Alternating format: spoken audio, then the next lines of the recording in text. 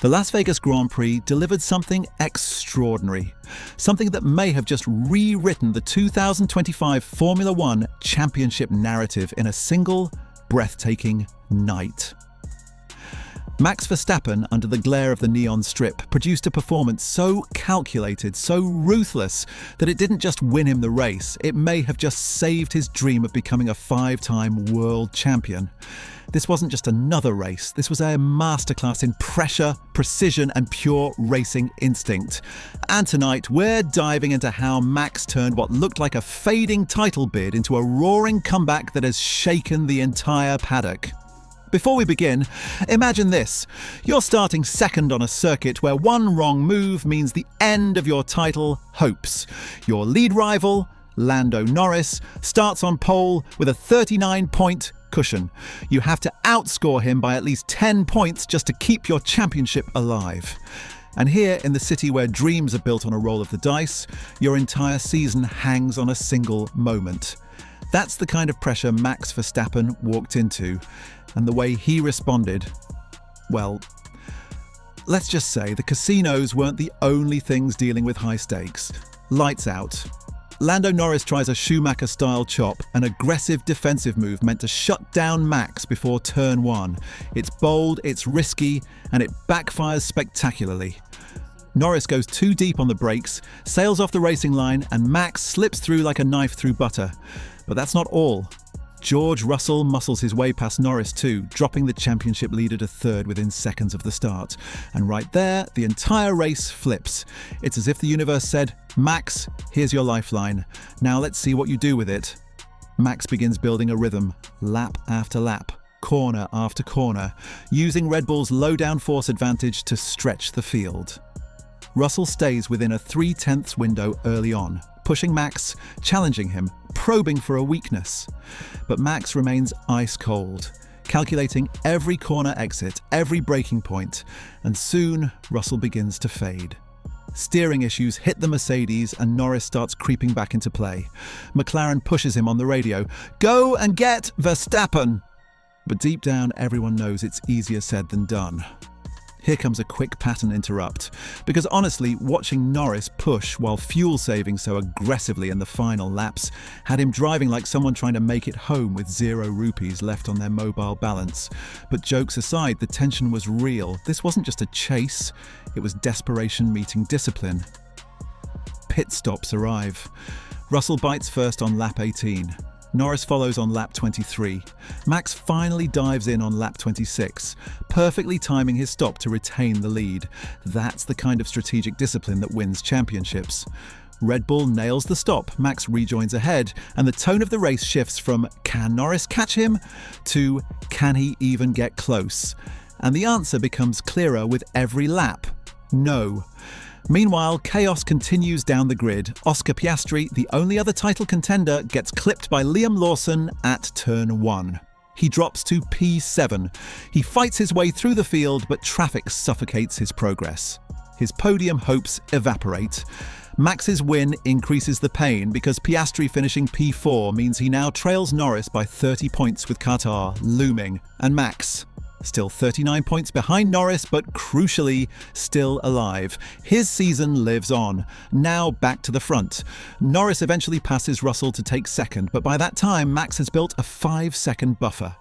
The reigning champion is untouchable. Lap after lap, you can almost sense the fear creeping into Norris's cockpit. The fear of losing all momentum. The fear of letting this title slip away because of a single misjudgment at turn 1. And if you think drivers don't feel that pressure, trust me, they do. That mistake will sit in the back of Norris's mind for the rest of the season. Stay with me here because we're getting into the emotional core of this race. Max crosses the line 20.7 seconds ahead of Norris. Not 5 seconds, not 10, 20.7 seconds. In modern Formula One, that margin is a message, a warning, a psychological blow that says, if you give me a gap, I will tear through it. If you give me a chance, I will take it. And Max just took a big one. Here's a quick comedic refresh. If you're still watching and haven't subscribed yet, just hit that button like you're slapping the steering wheel after missing an apex. It's free. It helps. And trust me, you don't want to miss what's coming on this channel. Now back to the story. Kimi Antonelli briefly steals the spotlight with a false start penalty, dropping him to 5th after finishing 4th on the road. Piastri claims P4 because of it, but that's cold comfort. Lando Norris extends his lead over him, widening the gap to 30 points. But the big story remains unchanged. Max lives to fight another day. And here's where the real championship implications hit. The title cannot be won in Qatar's sprint. Norris still leads with 408 points. Piastri sits at 378. Max stands at 369. With 58 points left on the table, this is officially a three-way knife fight for the crown. One mistake, one DNF, one mechanical problem, and everything flips. The fear, the urgency, the tension, they're all at maximum levels now, and here's a cliffhanger to keep you holding your breath. Qatar is notoriously tough on tyres, brutal on cooling, and unforgiving on strategy. One miscalculated pit stop could end a title campaign in seconds. Will Max's Vegas masterclass give him the momentum he needs? Will Norris crumble under pressure again? Will Piastri find redemption? The answers are coming, but not yet. You know, sometimes F1 is like watching a thriller movie, except the actors are driving at 320 kilometers an hour and the script changes every lap. Max's Vegas victory wasn't just domination, it was the spark that reignited the championship. It was a message to his rivals, his critics, and the world. I'm not done yet. He may not control the standings, but he controls the momentum now. And sometimes in F1, momentum is deadlier than horsepower. Before we continue, tell me in the comments, do you think Max can actually pull this off? Can he claw back the deficit and steal the championship?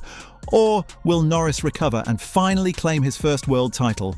I'm genuinely curious, because this is one of those seasons where anything can happen. And since you're here, drop a like on this video, because this race gave us enough drama to power the Las Vegas Strip for a week, and this breakdown deserves its shine too. Let's land the plane. Max Verstappen's Vegas masterclass wasn't luck. It wasn't coincidence. It was the performance of a driver backed into a corner, fighting against mathematics, pressure, rivals, and expectations. And when it mattered most, he delivered. He tightened the title battle.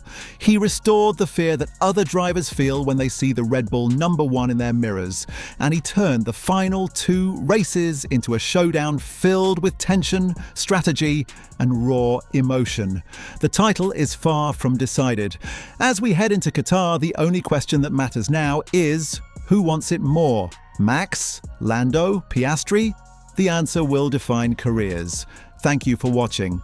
If you enjoyed this cinematic deep dive into Vegas, check out the next video on the channel where we break down Oscar Piastri's hidden weaknesses and how they could decide the championship. Trust me, you don't want to miss it. I'll see you there.